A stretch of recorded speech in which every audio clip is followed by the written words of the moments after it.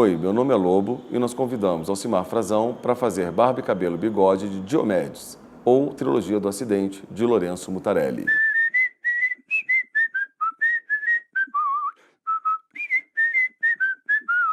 Dizendo um pouco da obviedade, esse livro é a maior novela gráfica já produzida no Brasil. E com isso eu não estou dizendo só do tamanho do livro. Ela é a maior porque ela é a história mais importante. Ela é, de alguma forma, o que apontou para toda uma geração de quadrinistas a possibilidade de enxergar recursos poéticos dentro do que era fazer quadrinho no Brasil, né? A gente tem uma geração toda que se dedicou ao humor, a gente tem uma geração que migrou, que ficou entre tentar produzir histórias aqui no Brasil mais curtas, com uma pegada mais associada com o que estava sendo feito nos Estados Unidos. Muita gente que foi produzir nos Estados Unidos. E você tem toda uma geração ali com Mutarelli, Marcati, Marcelo Quintanilha, enfim, tem uma turma ali do final dos 80 ali que começou a produzir as suas próprias histórias, entendendo as histórias como espaço para colocar suas especulações. E aí o Mutarelli vem, ele já tinha vindo com, enfim, Transubstanciação, Eu Te Amo, Lucimar, enfim, com uma série de pequenas novelas que traziam já esse tom do que é o trabalho dele, né? Um trabalho bastante pessoal, autobiográfico, enfim. Resgata um pouco de um existencialismo, de uma vertente camisiana, de um existencialismo absurdo. Os personagens do Mutarelli são todos absurdos,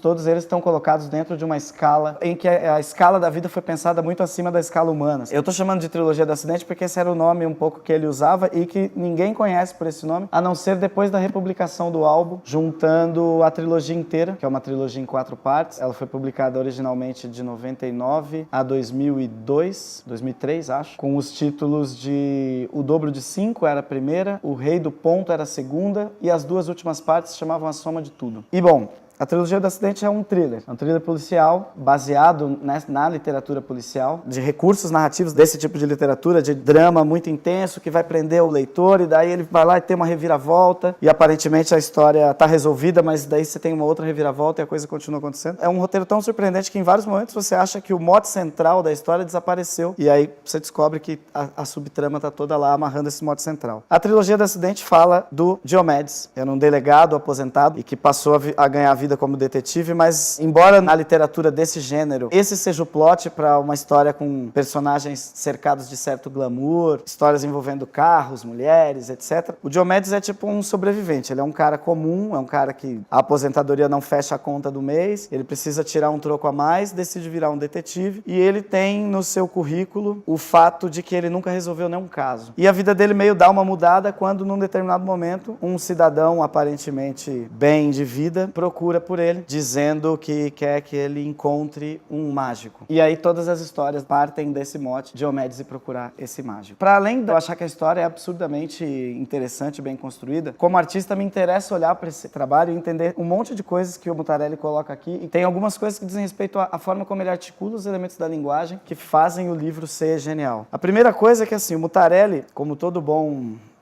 não sei se é o termo certo, mas ocultista, trabalha com coisas ocultas. Todas as páginas de quadrinhos do Mutarelli, em alguns isso está mais presente, em outros menos, mas na Trilogia do Acidente isso é a base central, é o esqueleto. Todas as páginas desse álbum estão construídas a partir de uma diagramação de 9 quadros, que é o esqueleto de composição das páginas. Ele altera o tamanho dos quadros, a altura, etc., de acordo com a necessidade, mas ele sempre segue a linha de composição desses 9 quadros. E isso faz com que, imperceptivelmente, o leitor vá acompanhando um certo ritmo da trama. O Diomedes é uma grande homenagem ao pai dele, né, que era delegado da Polícia Civil, que faleceu durante o processo de construção da Trilogia do Acidente, antes do livro acabar, salvo engano, antes do livro acabar.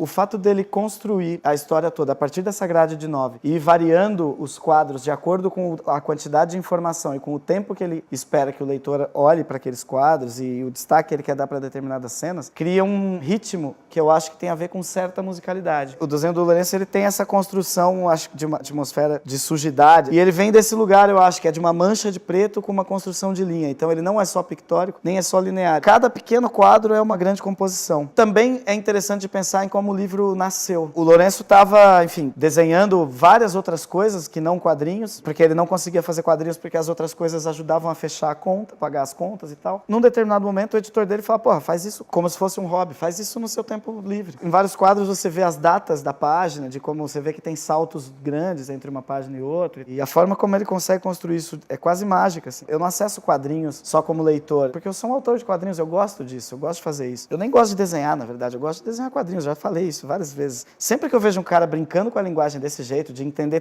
tão profundamente para que serve cada um dos elementos, tipo, para que serve a calha, para que serve o quadro, o que é a virada de página, sabe? Como você, de alguma forma, trabalha essa chamada da virada de página para o cara continuar preso na história, assim. Do ponto de vista de uma narrativa envolvente, mas também de como ela é minuciosamente construída, sabe?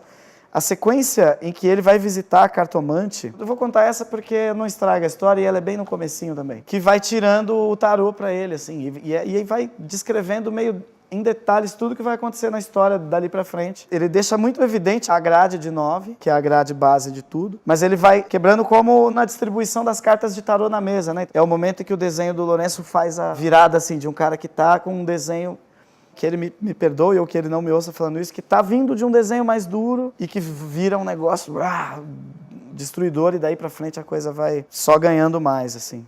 Eu me encanto com os carros que ele desenha, com os tratores. É uma obra genial. E é triste pensar que ela teria uma sequência que não teve. E eu cheguei a dar uma olhada breve no que poderia ser a sequência, assim, e é de cair lágrimas dos olhos dela ter sido interrompida. Eu acho que o Mutarelli é o grande mago do quadrinho brasileiro. Além de ser o farol de todo mundo que quer fazer quadrinho de autor. E é um cara que, infelizmente, parou de produzir quadrinho, né? Que esse último livro dele tem um quadrinho experimental, O Grifo de Abdera, mas decidiu sair de cena. Decidiu não estar nos quadrinhos. O Diomedes fala que os mágicos são as únicas criaturas que têm o direito de desaparecer quando querem. E eu acho que o Lourenço tem esse direito também. Ele faz a grande obra dele e decide sair de cena dos quadrinhos. Ele deixou um legado muito fodido para toda a história dos quadrinhos no Brasil, assim. Bom, isso foi mais ou menos um Barba, Cabelo e Bigode da trilogia do Acidente. Obrigado pela preferência e volte sempre.